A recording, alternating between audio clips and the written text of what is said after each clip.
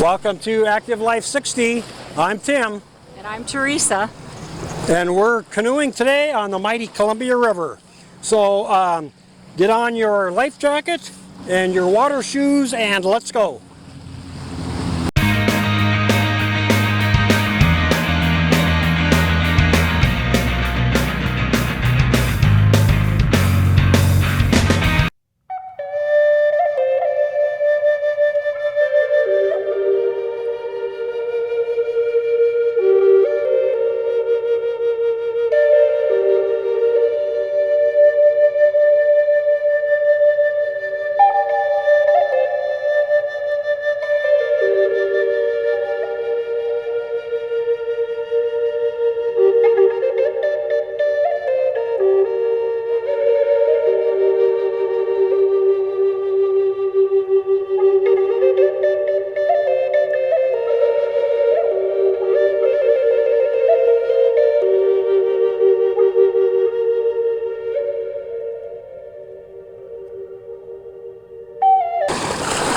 So these Coleman canoes are very common these days. You can find them at almost any general store. So this is a very typical, I think it's like a 17-footer.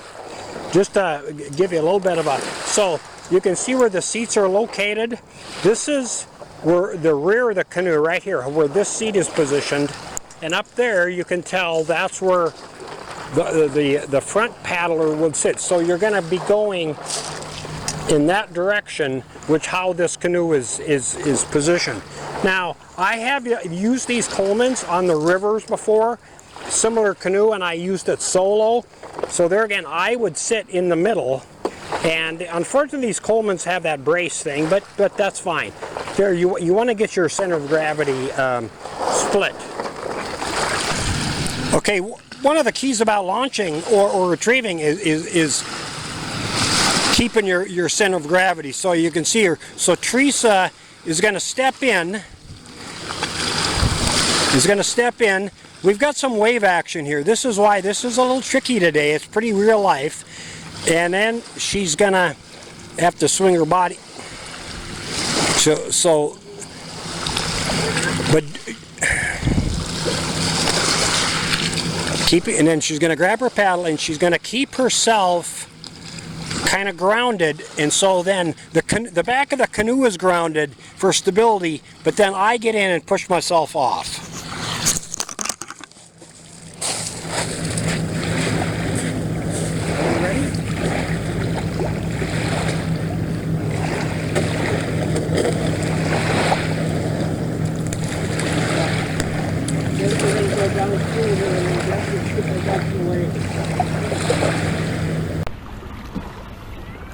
Okay, unless you're turning, you know, with both of you paddling, and I hope you'll be able to see this. So Teresa's going on her right, I'm paddling on the left. So with every stroke, you can see we go fairly straight. Now, once your arms get sore, you know, you'll have to, you can say switch, and then, you know, you switch sides. So that's one way of handling a little bit of an asymmetric thing. Now if it's into the wind, maybe both of you want to paddle on one side, and so that's kind of how you handle that. So you may wonder kind of how to turn. So if we're going to go into this launch here and you want to, so I actually am paddling backwards, and maneuvering the back of the canoe is typically how you would maneuver that. You can see here, so I'm finessing the paddle a little bit and she's pulling us in, and depending on if there's a current or wind, so you can see here how from side to side you spin around, but you can actually do a circle out here. So you can see here how I'm spinning this around or even backing up. So you can, if there's not a lot of wind and so forth, you can spin these canoes around very well. So when you're in a canoe by yourself, if you paddled 5 times one side and then 5 times the other side, you know, because every time you paddle, it's gonna go the opposite side that you're paddling on. That's just physics.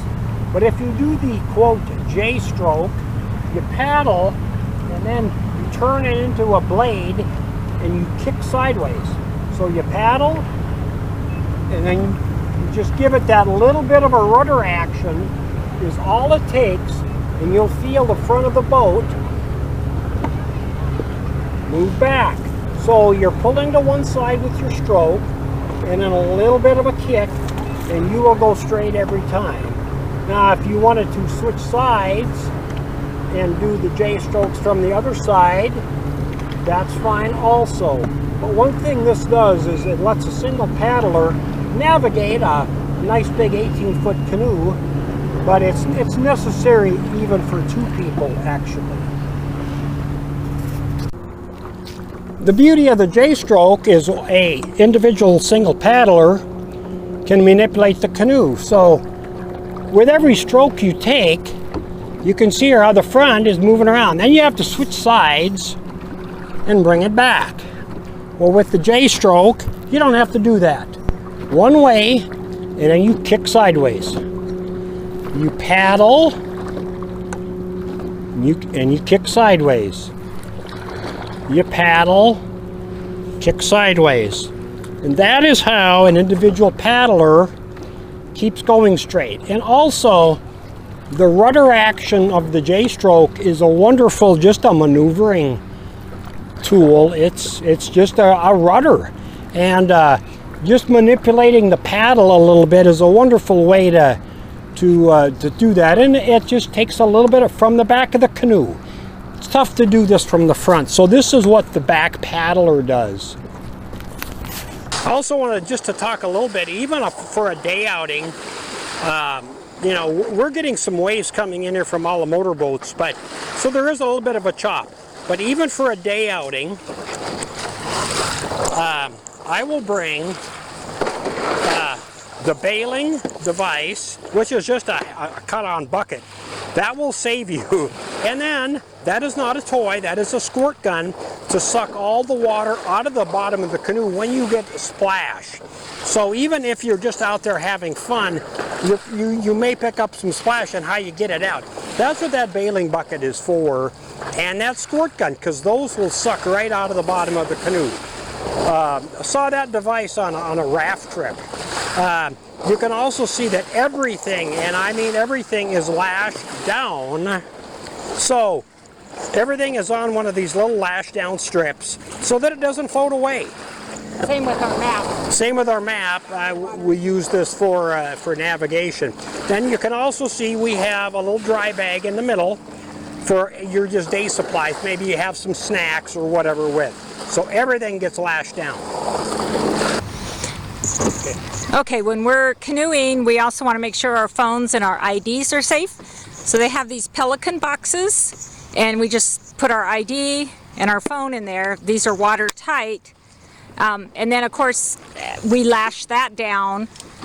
We have a carabiner with a rope on each end, which makes it easy to lash it down, but then also you can get to it if you want to take a picture or whatever. So if we go over, our phones are safe and our IDs are safe.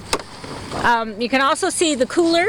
We lashed it down. So we take a lot of these little ropes with carabiners on it and put everything on those to keep them from floating away. So years ago, I whitewater rafted quite frequently. I had a 16-foot cataraft, and also we had a 15-foot raft. And so it was really important to lash all our gear onto our rafts too, because when we went over, if your stuff was not tied down, it was a yard sale and you were chasing it downriver. So it's really important to make sure you have things lashed down and so that you keep everything safe. So one thing about when you do load up with a lot of gear, you want to make sure that your canoe is loaded fairly evenly. So it's very easy to tell where the center is here. So when we had, 50 pounds each, 100 pounds of gear, they had to be centrally loaded in the center of the canoe, obviously both side to side and front to back. Now, what they recommend is that if you're into typical wave action, you want to have it loaded slightly to the rear, slightly. But if you're going to be catching a lot of wind in the front, then you want the bow to be slightly lower. So that's kind of how we loaded it with Teresa. You can see where her seat is compared to the back. So when we were on our extended trip, you know, my center of gravity is about a foot farther back. So you got to kind of adjust for that as far as where your center of gravity is. But when we had 100 pounds of gear in there, it was very important to keep it centrally located. Like Tim said, you want the gear in the middle, but when we were in boundary waters, we were coming across one lake, the wind came up. So if you're in the front of the boat, what I did was move further front so the front of the canoe doesn't gravitate up when you're in the wind. So even though your stuff is lashed down and you get into a wind predicament, you can shift your bodies to kind of balance it out as well. And side to side, yeah.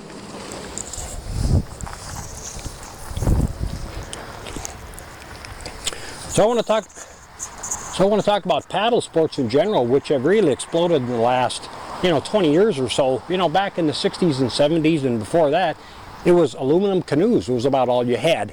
And now there's kayaks, there's paddle boards, all sorts of different paddle sports, which, canoes are kind of old school. I'm still a believer in a canoe because it's versatile. You can put two people in it, you can put gear, you can go on a little solo day outing, which is fine. And the kayaks are okay for, whitewater or even the sit on top of types. People use them for fishing. The paddle boards, to me, are just kind of a toy. That's my personal opinion. Pretty hard to carry a lot of gear with other than maybe a little day pack. So, but that's my opinion. So I also want to spend some time talking about flotation. So I first canoed actually on whitewater, not serious whitewater, but whitewater in a Coleman canoe. A friend of mine had a Coleman and another canoe. What we never, ever left shore without were flotation bags. Now, canoes like this, they have a small piece of foam in the back and in the front. It's so in that triangle section. What those do, and all they do, is keep the canoe from sinking to the bottom. But it will not be floating above the surface. That is not enough flotation to do that. So if you tip this canoe over and it got filled up with water, it will just kind of sit there, maybe, right at about the surface level, but with those small amounts of foam to displace the water, it's unusable unless you drag it into shore and bail all the water out. And of course, you're going to have a bailing device and one of my super soakers. So you never leave home without this. However, we never left shore without flotation bags. And this is an example. These are triangle bags. They're meant for the bow and the stern of my solo canoe, and then I sit in the middle. But in the case of a dual canoe such as this, you can put them in this fashion, and it keeps water out of this area. So if you tip and you still have room for gear front and back, it will keep the canoe upright, and you may be even able to crawl back in one of these canoes. It's going to be difficult, but that is the beauty of having at least some flotation bags in your canoe, in addition to the small triangles at the front and back. Because if you tip and it fills up with water, you are going to have to drag this canoe onto shore and dump the water out. So that is the beauty of flotation bags. Now, we did not use these on our big boundary water trip because we had gear in here, but that's the beauty of flotation bags. So This canoe weighs about 75, 80 pounds. It is not light, and that is, all those little flotation things are so that it doesn't sink to the bottom. And that's all they're for. They are not meant for you as a rescue device.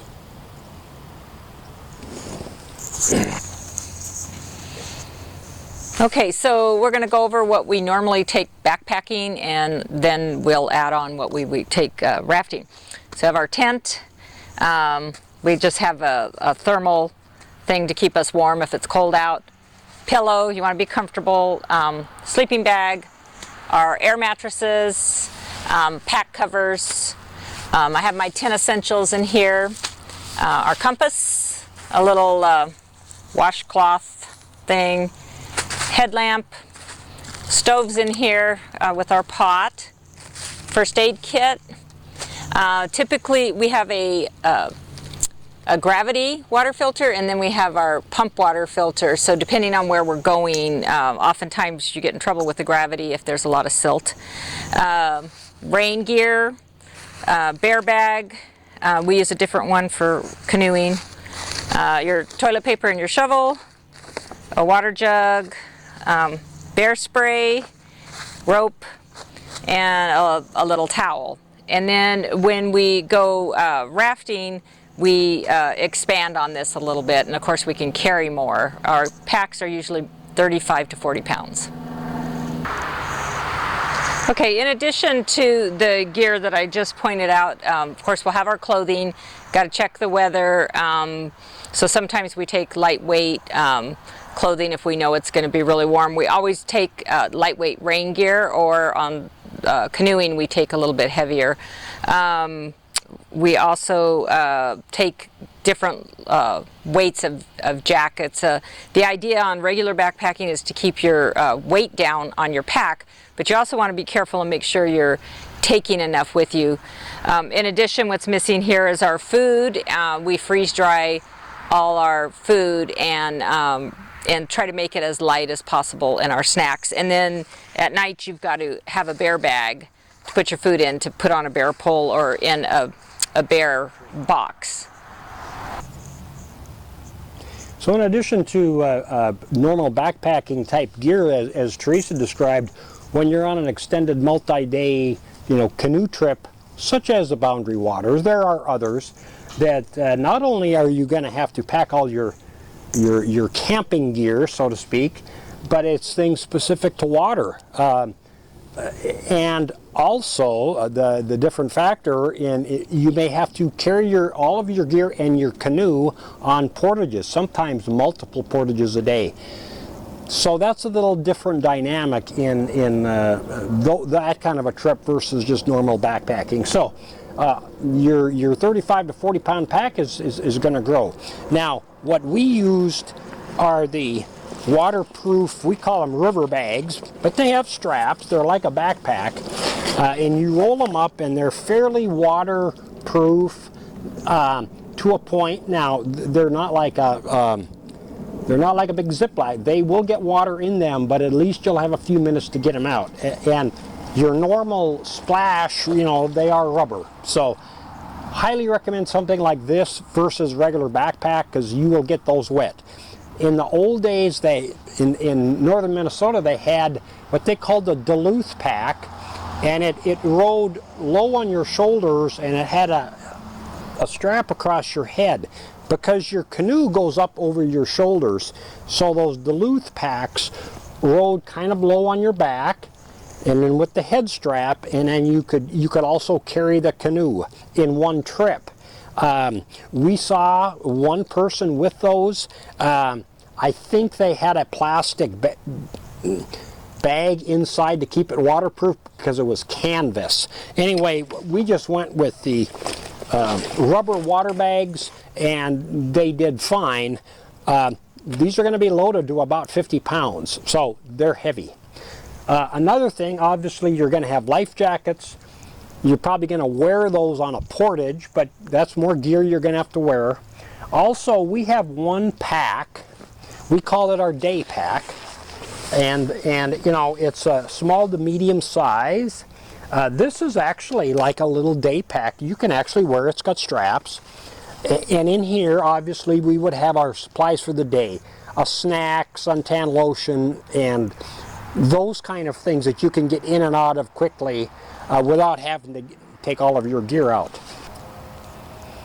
So one of the things you also want to keep aware of, especially in an area like the Boundary Waters, there are others though, that is no cell service.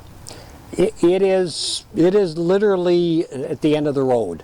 Now, they have had a history about every 20 years of really bad thunderstorms in July and August, to a point of trees down. Obviously, you do not want to be out in the water when one of those hit, but it was, people were stranded for up to a week because they couldn't get out. They had to do multiple trees down, and their campsites were. So what they did in that case is they set up a lot more automated weather stations. Now, what we carried was, your simple weather radio. Now, you can get smaller versions of this. Morning and evening, we would tune into the local, automated weather station.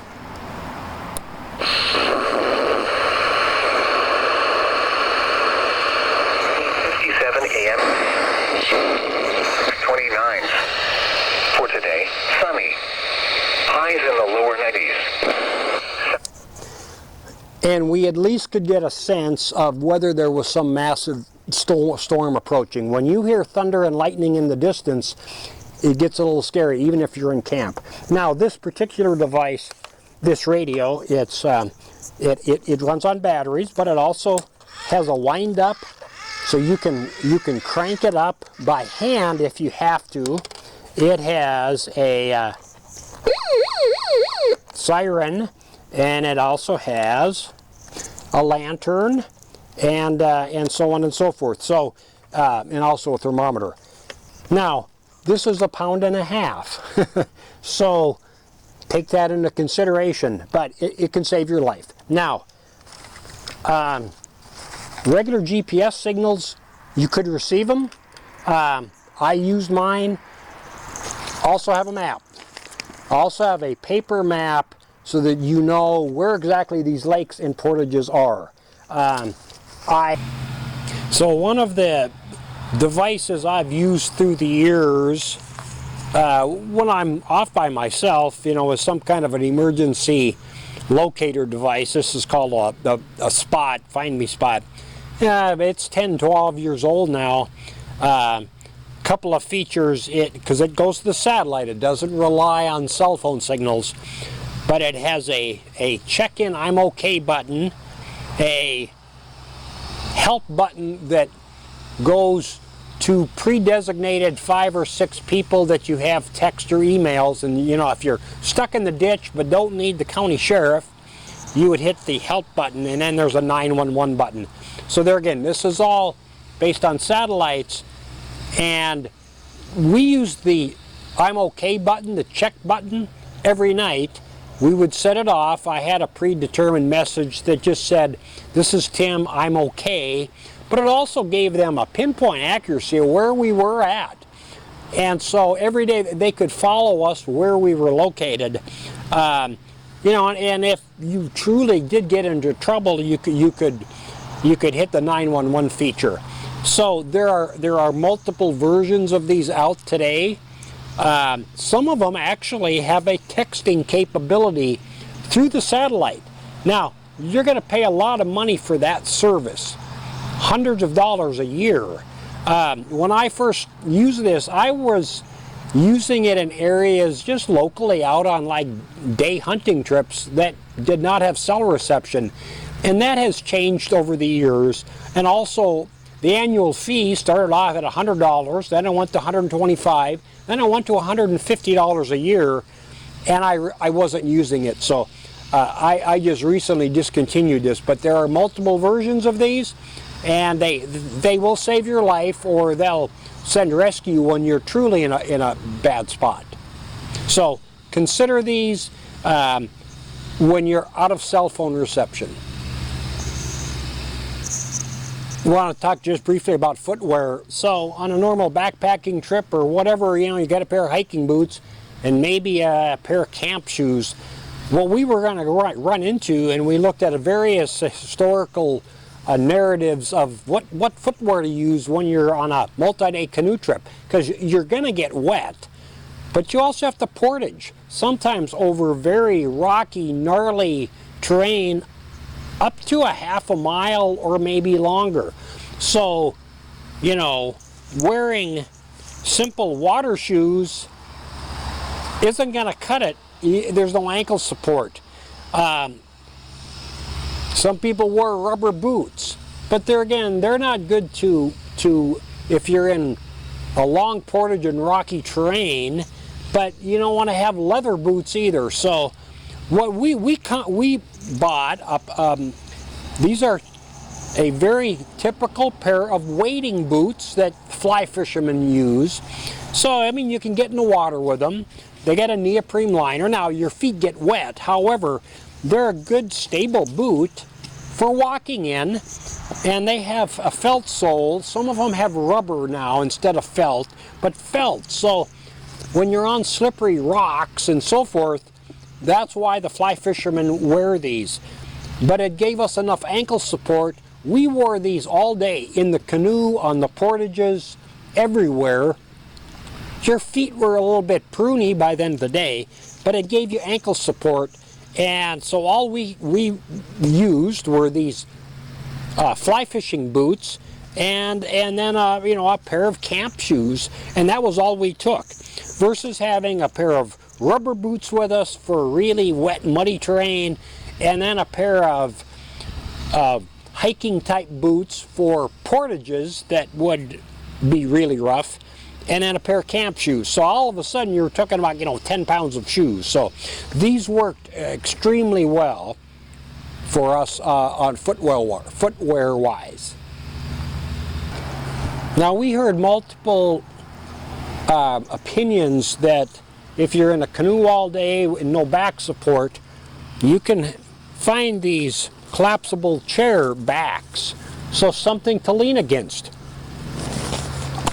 I already had one, and we found another one. Well, with two of these in the canoe, that's that much more to portage. And these Kevlar canoes, 42 pounds, were so finely balanced. These things set it off, the balance was all off, and we really didn't need them. Plus the fact that they weighed a couple of pounds. So we had to unstrap these from the canoe whenever we portaged, and it was that much more. Now we had to carry. So, yeah, it may have sounded like a good idea. Multiple people said you want a backrest, but it was not worth the portaging of all this extra gear. So, yeah, you don't need a backrest. So, in essence, you know, you want to try and minimize your weight with a little bit of comfort. Now, here we were in northern Minnesota, fishing galore, lakes that have never been fished. So I had to bring fishing gear. Now, I brought just a little tackle box. I had a collapsible rod and some tackle.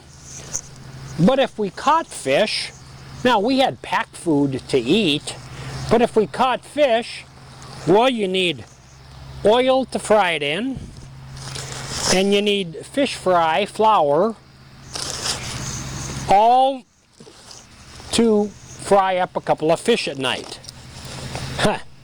3 pounds. 3 pounds.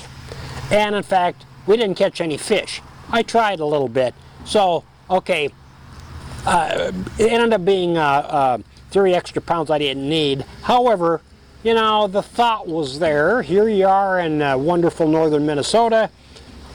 You're going to fish for your meal. Well, yeah, don't count on it. It's not worth the hassle. So, personal opinion, but 3 extra pounds. So, and it was difficult to carry this loose stuff that didn't fit in our packs. Okay, we're starting our portage to the Oyster River. She is loaded with about 60 pounds. This is a fairly easy the Portage.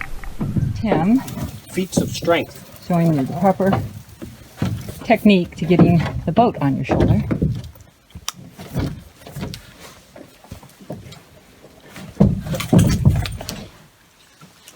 And he's off.